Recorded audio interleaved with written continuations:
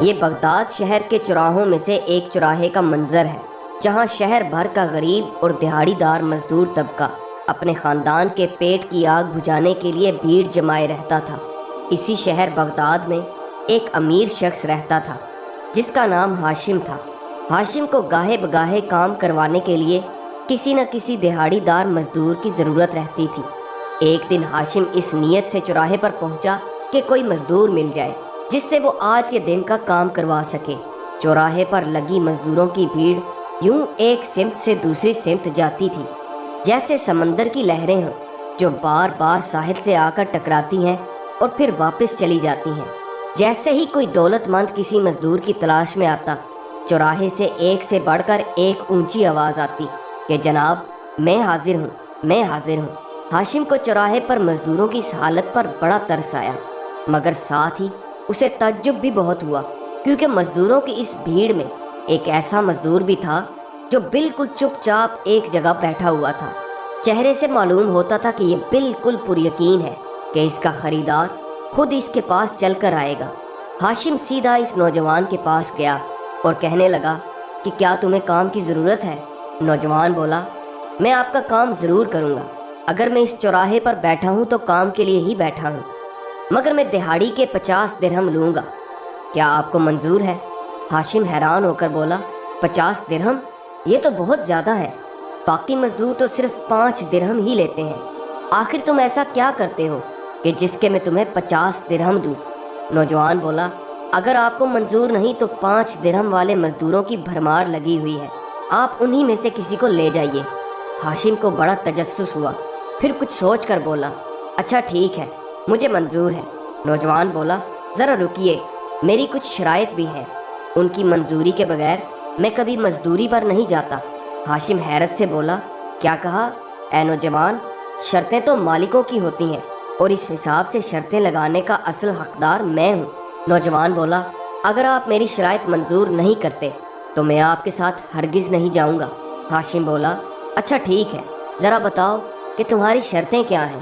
نوجوان بولا، میری پہلی شرط یہ ہے کہ میرے بارے میں آپ مجھ سے کوئی سوال نہیں کریں گے۔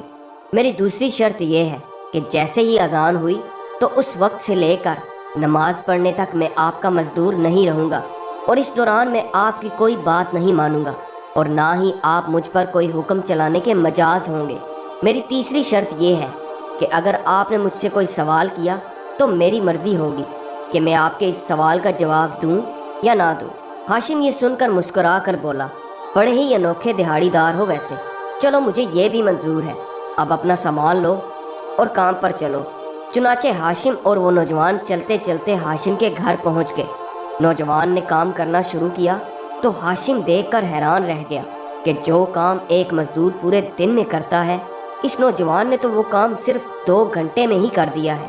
ہاشم نے اسے مزید کام پر لگایا اور خود کہیں باہر چلا گیا۔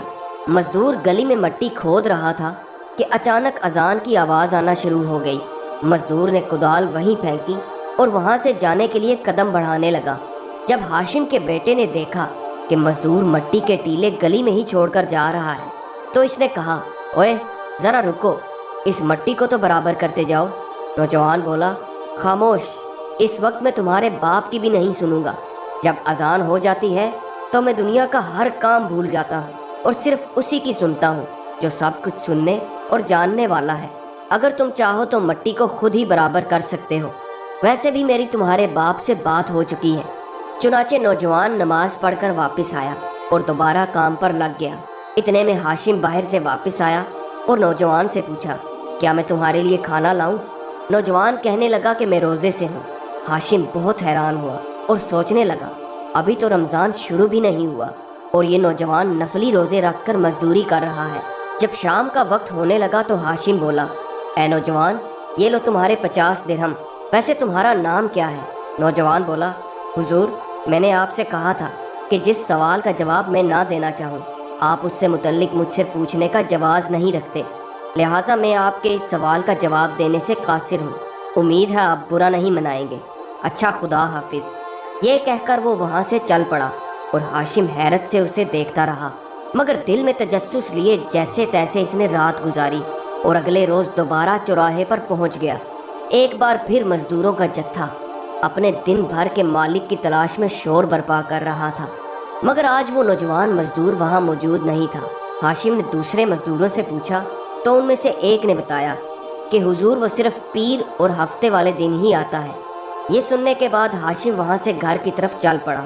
ابھی وہ کچھ ہی دیر چلا ہوگا کہ ایک بوڑھے آدمی نے پیچھے سے آواز دی، بیٹا ذرا بات سنو۔ یہ ایک انتہائی ضعیف شخص کی آواز تھی جو بمشکل ہی چل پا رہا تھا۔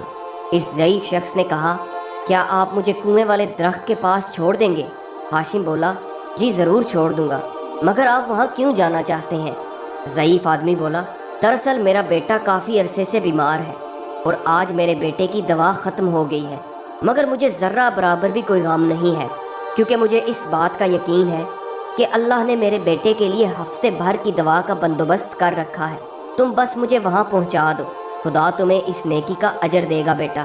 ہاشم جو پہلے ہی حیران اور پریشان تھا، اس بوڑھے کی باتیں سن کر حیرت کی گہرائیوں میں چلا گیا۔ اس نے ضعیف شخص کو کنویں کے درخت کے پاس چھوڑا اور خود ایک طرف چھپ کر دیکھنے لگا کہ آخر میں بھی تو دیکھوں کہ ضعیف شخص کو دوا کہاں سے پہنچتی ہے۔ کچھ دیر انتظار کرنے کے بعد اچانک تیز قدموں سے ایک آدمی چلتا ہوا آیا جس نے اپنا چہرہ نیلے رومال سے چھپایا ہوا تھا۔ وہ آدمی وہاں پہنچا اور کہنے لگا، اے بزرگوار، مجھے معاف کرنا، آج ذرا دیر ہو گئی۔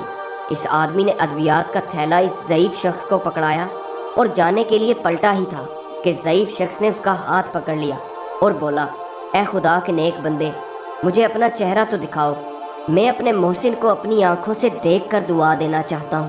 نیلے رومال والا آدمی بولا، اے بزرگوار، یقین مانیے اس میں میرا کوئی کمال نہیں، بس یہی سمجھ لیں کہ اس نیلے آسمان والے نے اس نیلے رومال والے کو آپ کی مدد کرنے کا وسیلہ بنا کر بھیجا ہے۔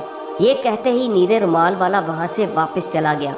ہاشم چھپ کر یہ سارا ماجرا دیکھ رہا تھا اور ایک لمحے کے لیے تو بھول ہی گیا کہ وہ تو اس نوجوان مزدور کی تلاش میں آیا تھا۔ وہ دوڑتا ہوا اس ضعیف شخص کے پاس گیا اور پوچھنے لگا کہ یہ آدمی کون تھا جو آپ کی بے لوث مدد کرنے آیا؟ ضعیف آدمی نے جواب دیا، میں اس آدمی کو نہیں جانتا، میں تو بس اتنا جانتا ہوں کہ جب بھی میرے بیٹے کی دوا ختم ہوتی ہے تو میں یہاں آ جاتا ہوں اور یہ نیلے رومال والا آدمی مجھے ہر دفعہ یہ دوا دے جاتا ہے۔ ہاشم نے ضعیف آدمی کو اس کے گھر چھوڑا اور واپس اپنے گھر آ گیا۔ اگلے روز وہ شہر کے چوراہے پر دوبارہ گیا اور اس نے دیکھا کہ واقعی وہ نوجوان مزدور وہاں موجود نہیں تھا، مگر آج ہاشم اس دہاڑی دار کے ساتھ ساتھ اس نیلے رومال والے آدمی کو بھی ڈھونڈ رہا تھا، مگر بے سود، دونوں میں سے کوئی بھی نہ ملا۔ وہ تجسس کے عالم میں بغداد کے گلی محلوں میں انہیں ڈھونڈنے لگا۔ اچانک اس نے محسوس کیا کہ ساتھ والے گھر سے کچھ بچوں کے چیخنے اور چلانے کی آوازیں آ رہی ہیں اور ماں ان بچوں کو دلاسا دینے کی کوشش کر رہی ہے۔ وہ اپنے بچوں سے بار بار یہی کہہ رہی تھی کہ فکر نہ کرو، وہ ابھی آتا ہوگا۔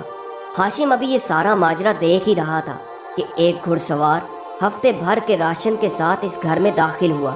یہ وہی نیلے رومال والا آدمی تھا۔ ہاشم دروازے کے قریب گیا تو دیکھا کہ چھوٹے بچے جو ابھی بھوک سے بلک رہے تھے وہ مارے خوشی کے نیلے رومال والے سے لپٹ لپٹ کر محبت کا اظہار کر رہے تھے اور ان کی ماں اپنے دونوں ہاتھ اٹھا کر اسے دعائیں دے رہی تھی۔ ہاشم ابھی یہ سارا منظر دیکھ ہی رہا تھا کہ نیلے رومال والا آدمی دروازے سے باہر نکلا۔ ہاشم نے اسے روکا اور پوچھا، اے بندہ خدا، تم نے تو مجھے اپنا گرویدہ بنا لیا ہے، مجھے بتاؤ تم کون ہو؟ اگر تم مجھے اپنے ساتھ رکھ لو تو خدا کی قسم میں ساری عمر تمہاری غلامی کروں گا۔ نیلے رومال والے نے اس کی طرف ایک لمحے کے لیے بغور دیکھا، گویا اسے دیکھ کر مسکرا رہا ہو۔ دوسرے ہی لمحے وہ گھوڑے پر سوار ہوا اور بنا کچھ کہے وہاں سے ہوا کی طرح چلا گیا۔ جب نیلے رومال والا وہاں سے چلا گیا تو ہاشم اس عورت کے گھر میں داخل ہوا۔ خستہ حال مکان اپنی آپ بیتی اپنی حالت سے بیان کر رہا تھا کہ یہ ایک بیوہ عورت کا مکان ہے۔ ہاشم نے عورت سے پوچھا، کیا آپ کو معلوم ہے کہ یہ نیلے رومال والا شخص کون ہے؟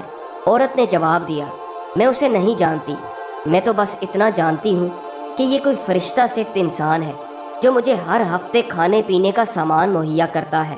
آج وہ معمول سے تھوڑی دیر سے آیا اور آج پہلی بار ایسا ہوا کہ میرے بچوں کے رونے کی آواز گلی تک پہنچ گئی، ورنہ اس سے پہلے ایسا کبھی نہیں ہوا کہ وہ ایک لمحے کے لیے بھی دیر سے آیا ہو۔ اتنا سننے کے بعد ہاشم وہاں سے پلٹا اور سوچوں کے ایک جہان میں کھویا ہوا گھر آ گیا۔ اگلے 2 دن بھی ہاشم کا یہی معمول رہا۔ وہ بغداد کی گلیوں اور بازاروں میں اس دہاڑی دار اور نیلے رومال والے دونوں آدمیوں کو ڈھونڈتا رہا، مگر دونوں کا کہیں اتا پتہ نہ مل سکا۔ ہفتے والے دن وہ چوراہے پر پہنچا اور دیکھا کہ وہ دہاڑی دار نوجوان وہاں موجود تھا۔ ہاشم سیدھا چلتا ہوا اس دہاڑی دار نوجوان کے پاس گیا اور کہنے لگا، میں نے تمہیں کہاں کہاں نہیں ڈھونڈا۔ باقی مزدوروں سے پوچھا تو انہوں نے بتایا کہ تم صرف پیر اور ہفتے والے دن ہی آتے ہو۔ چلو اب میرے ساتھ چلو، میں نے بھی ٹھان لی ہے، چاہے تم پیر کو آؤ یا ہفتے کو، کام تو میں تم سے ہی کرواؤں گا۔ نوجوان دہاڑی دار بولا، مگر میری شرطیں تو یاد ہے نا؟ ہاشم بولا، ہاں ہاں اچھی طرح یاد ہے۔ نوجوان دہاڑی دار بولا، مگر ہفتے والے دن میری معاوضے کی شرط بدل جاتی ہے۔ ہاشم مسکرا کر بولا، تو کیا تم اب ہفتے والے دن مجھ سے 50 کی بجائے 100 دینار لوگے؟ نوجوان دہاڑی دار بولا، نہیں، ہفتے والے دن میں صرف 3 دینار لیتا ہوں۔ ہاشم کہنے لگا، بھائی تمہاری شرطیں تو مجھے ہر بار حیران کر دیتی ہیں۔ کیا تم مجھے بتا سکتے ہو کہ تم پیر والے دن 50 لیتے ہو مگر ہفتے والے دن صرف 3؟ آخر ایسا کیوں؟ نوجوان دہاڑی دار بولا، حضور میں نے آپ سے کہا تھا کہ جس سوال کا جواب میں نہ دینا چاہوں نہیں دوں گا۔ چنانچہ ہاشم نے اس دہاڑی دار مزدور کو اپنے ساتھ لیا اور گھر جا کر کام پر لگا دیا۔ اگلے کئی مہینوں تک یہی سلسلہ چلتا رہا۔ ہاشم ہر پیر اور ہفتے کو چوراہے پر جاتا اور نوجوان دہاڑی دار ہر بار اپنی شرطیں یاد کرواتا۔ ہاشم ہر بار اس کی شرطیں سننے کے بعد اسی سے ہی کام کرواتا۔ اس دوران وہ بغداد کے گلی بازاروں میں بھی گھومتا رہا اور اکثر اوقات اسے نیلے رومال والا آدمی بھی نظر آ جاتا۔ ہر بار اسے کسی نہ کسی مجبور اور لاچار کی مدد کرتے ہوئے پاتا۔ اس نے کئی بار اسے روک کر پوچھنے کی کوشش کی کہ آخر وہ کون ہے اور کہاں سے آتا ہے، مگر ہر بار وہ آدمی اسے کچھ لمحے کے لیے دیکھنے کے بعد وہاں سے چلا جاتا۔ ایک روز ہاشم چوراہے پر اس دہاڑی دار مزدور کو لینے گیا تو اسے وہاں نہ پایا۔ اس نے دوسرے مزدوروں سے پوچھا تو انہوں نے بتایا کہ حضور آج وہ نہیں آیا۔ ہاشم نے پوچھا کہ کیوں نہیں آیا؟ مزدوروں نے جواب دیا، حضور آج اس کی طبیعت ناساز ہے، مگر اس نے آپ کے لیے ایک پیغام بھیجا ہے کہ فلاں گلی کے نکڑ پر اس ناچیز کا مکان ہے، حضور اس نے کہا تھا کہ وہ وہاں آپ کا انتظار کرے گا۔ ہاشم نے جب یہ سنا تو دوڑتا ہوا اس مکان کی طرف گیا۔ وہاں پہنچ کر اس نے دستک دی تو اندر سے آواز آئی، حضور اندر آ جائیے، دروازہ کھلا ہے۔ ہاشم جب اندر گیا تو دیکھا کہ دہاڑی دار کی حالت بہت غیر تھی اور جسم کانپ رہا تھا۔ دہاڑی دار نوجوان نے کہا، حضور موت برحق ہے، کوئی نہیں جانتا کہ موت کب آ جائے۔ مجھے لگتا ہے کہ میرا وقت آن پہنچا ہے۔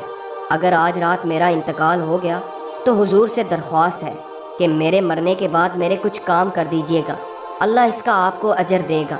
میں آپ کے ہر اس سوال کا جواب دینا چاہتا ہوں جس کا آپ مجھ سے اصرار کرتے تھے۔ اتنا کہنے کے بعد اس نے پاس پڑے ہوئے ایک چھوٹے سے صندوق کو کھولا اور اس میں سے ایک پیتل کی ہنڈیا نکالی جس کا منہ ڈھکن سے اچھی طرح بند ہوا تھا۔ نوجوان نے پیتل کی ہنڈیا ہاشم کو دیتے ہوئے کہا، حضور بغداد کے چوراہے کے قریب ایک درخت ہے، یہ ہنڈیا لے کر آپ اس درخت کے نیچے کھڑے ہو جانا اور تب تک وہاں کھڑے رہنا جب تک ایک سفید داڑھی والے بزرگ وہاں نہ آ جائیں۔ وہ آپ سے اس ہنڈیا کا تقاضا کریں گے، آپ یہ ہنڈیا ان کے حوالے کر دینا۔ پھر اس نے ایک انگوٹھی ہاشم کو دیتے ہوئے کہا، حضور یہ انگوٹھی خلیفہ کی امانت ہے، یہ آپ اسے پہنچا دیجیے گا۔ مجھے معلوم ہے کہ وہ آپ سے بات کرنے پر آسانی سے آمادہ نہ ہوگا کیونکہ آخر وہ بادشاہ ہے۔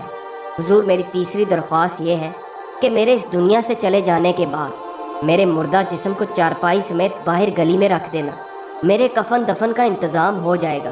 نوجوان سے انگوٹھی اور پیتل کی ہنڈیاں لیتے ہوئے ہاشم نے کہا، میں تمہارے کام بخوبی انجام دوں گا، مگر میرے سوالوں کے تو تم نے جواب دیے ہی نہیں۔ تم کون ہو؟ تمہارا نام کیا ہے؟ ہفتے والے دن صرف 3 درہم لے کر تم پورا دن کام کرتے ہو، مگر پیر والے دن تم 50 درہم لیتے ہو۔ نوجوان بولا، اگر آپ نے میرے یہ سارے کام کر دیے تو آپ کو آپ کے ہر سوال کا جواب ضرور مل جائے گا۔ اب میں آپ سے درخواست کرتا ہوں کہ مجھے اکیلا چھوڑ دیں، میں اپنے رب کے ساتھ تنہائی چاہتا ہوں۔ آج رات میں نے بڑی لمبی معافی مانگنی ہے۔ ہاشم بولا، آخر میں تمہیں اس حال میں کیسے چھوڑ جاؤں؟ مگر نوجوان کے اصرار کرنے کی وجہ سے ہاشم نہ چاہتے ہوئے بھی وہاں سے آ گیا۔ اس رات ہاشم بری طرح بے چین رہا، پوری رات کروٹیں بدلتے بدلتے گزار دی۔ اللہ اللہ کر کے سورج نے جب شفق کی سرخی بکھیری تو اس نے فوراً نوجوان دہاڑی دار کے گھر کی طرف دوڑ لگا دی۔ جب وہ وہاں پہنچا تو دیکھا کہ دروازہ تو پہلے سے ہی کھلا ہے۔ ہاشم گھر کے اندر داخل ہوا تو خوشگوار ہوا کے جھونکے اس کا استقبال کر رہے تھے۔ جب کمرے میں جا کر دیکھا تو پتہ چلا کہ نوجوان کی روح تو پرواز کر چکی ہے۔ ہاشم کی آنکھیں اس منظر کو دیکھ کر آنسوؤں سے تر بتر ہو گئیں۔ اس نے وصیت کے مطابق نوجوان کے جنازے کو باہر گلی میں رکھ دیا اور تیزی کے ساتھ دوڑتا ہوا چوراہے کی طرف بھاگا اور ہنڈیا لے کر اس درخت کے پاس کھڑا ہو گیا جس درخت کا اس نوجوان نے ذکر کیا تھا۔ کچھ ہی دیر بعد لوگوں کا تانتا بندنے لگا۔ وہ سب کے سب لوگ غریب اور بدحال تھے۔ ہاشم ان سب کو دیکھ کر حیران رہ گیا کہ آخر لوگ یہاں کیوں جمع ہونا شروع ہو گئے۔ وہ سب کے سب افسردہ چہروں کے ساتھ اس پیتل کی ہنڈیا کو دیکھ رہے تھے۔ کچھ ہی دیر بعد ایک سفید داڑھی والے بزرگ وہاں آئے اور ہاشم سے ہنڈیا لینے کے لیے ہاتھ آگے بڑھایا۔ ہاشم نے ہنڈیا ان بزرگ کے حوالے کر دی۔ بزرگ نے پرنم آنکھوں سے ہنڈیا کو کھولا اور اس میں ہاتھ ڈال کر باہر نکالا تو ہاتھ میں ایک نیلا رومال موجود تھا اور اس میں سے 2 درہم کھن کھن کرتے ہوئے زمین پر گر پڑے۔ در حقیقت یہ وہی نیلا رومال تھا جسے غریبوں کا مددگار انسان اپنا چہرہ ڈھانپنے کے لیے استعمال کرتا تھا۔ بزرگ کے ہاتھ میں نیلا رومال دیکھتے ہی چوراہا چیخو پکار اور آہو بکا سے گونج اٹھا۔ چوراہے پر کوئی بھی شخص ایسا نہ تھا جس کی آنکھوں میں آنسو نہ ہو۔ ہاشم نے جب یہ سارا منظر دیکھا تو اپنے بہتے آنسوؤں کو روک نہ سکا۔ اس پر یہ راز کھل چکا تھا کہ وہی نوجوان دہاڑی دار دراصل نیلے رومال والا آدمی تھا۔ سفید داڑھی والے بزرگ نے ہاشم کی طرف دیکھتے ہوئے کہا، تم صحیح سمجھے، یہ وہی اللہ والا نوجوان ہے جو ہفتے میں 2 دفعہ مزدوری کرتا تھا، پیر کو 50 درہم لے کر غریبوں کی مدد کرتا اور ہفتے کو جو 3 درہم لیتا تھا اس سے پورا ہفتہ خود گزارا کرتا تھا، اور جس دن بھی یہ فارغ ہوتا تھا یہ صرف اللہ کی یاد میں مشغول رہتا تھا۔ اور اس رومال میں سے نیچے گرنے والے 2 درہم جو تم نے دیکھے یہ وہ اپنے کفن دفن کے لیے چھوڑ گیا ہے۔ جن لوگوں کی وہ مدد کیا کرتا تھا ان سب کو اس نے بتا رکھا تھا کہ اگر کسی دن میں تمہاری مدد کے لیے نہ آؤں تو تم سب لوگ اس چوراہے پر اس درخت کے قریب اکٹھے ہو جانا۔ اگر تم لوگوں کو یہ ہنڈیا اور رومال مل گیا تو سمجھ جانا کہ میں اس دنیا سے چلا گیا ہوں۔ ہاشم نے اس بزرگ سے پوچھا، مگر یہ نوجوان آخر تھا کون؟ کوئی اس کا والی وارث بھی تھا کہ نہیں؟ بزرگ نے جواب دیا، اس بات کا تو مجھے علم نہیں، مگر میں اتنا ضرور جانتا ہوں کہ آج بغداد میں بہت سارے گھروں کے چولہے نہیں جلیں گے، بہت سے بیماروں کو دوا دینے والا مسیحا نہیں ملے گا، کتنی بیواؤں کے بچے بھوک سے بلبلائیں گے میں نہیں جانتا۔ اس کے بعد سارے کا سارا مجمع زارو قطار روتے ہوئے اس نوجوان کے گھر پہنچا جہاں گلی میں اس نوجوان کا جنازہ انتظار کر رہا تھا۔ سب نے مل کر نوجوان کے کفن دفن میں شرکت کی۔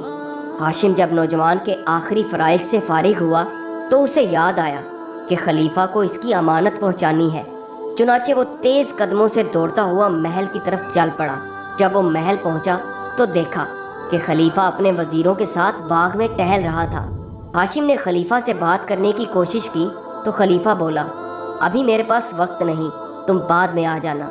ہاشم بولا، جناب میرے پاس ایک انگوٹھی ہے جو آپ کی طرف بھیجی گئی ہے۔ یہ سنتے ہی خلیفہ ہاشم کو دوسری طرف لے گیا اور بولا، دکھاؤ ذرا کون سی انگوٹھی ہے۔ ہاشم نے انگوٹھی دکھائی تو خلیفہ نے انگوٹھی کو پکڑ کر اپنے سینے سے لگا لیا اور انگوٹھی چومتے ہوئے پوچھا، تمہیں یہ انگوٹھی کہاں سے ملی؟ تمہیں خدا کا واسطہ مجھے اس انگوٹھی والے کے پاس لے چلو۔ ہاشم بولا، انگوٹھی والے کا تو انتقال ہو چکا ہے، آج ہی بغداد بھر کے جمع غفیر نے اسے دفنایا ہے۔ یہ سنتے ہی خلیفہ دھاڑے مار مار کر رونے لگا اور ہاشم سے کہا کہ مجھے اس کی قبر پر لے چلو۔ خلیفہ ننگے پیروں بغداد کی گلیوں میں دوڑتا ہوا نوجوان کی قبر سے جا کر لپٹ گیا اور روتے ہوئے کہنے لگا، میں نے تمہیں کہاں کہاں نہیں ڈھونڈا مگر تم نہیں ملے، اور اگر اب تم مل گئے تو کس حال میں ملے ہو؟ ہاشم نے پوچھا، حضور آپ اس نوجوان کی موت پر اتنے غمزدہ کیوں ہیں؟ خلیفہ بولا، یہ جو قبر تم دیکھ رہے ہو یہ میرے بیٹے کی قبر ہے۔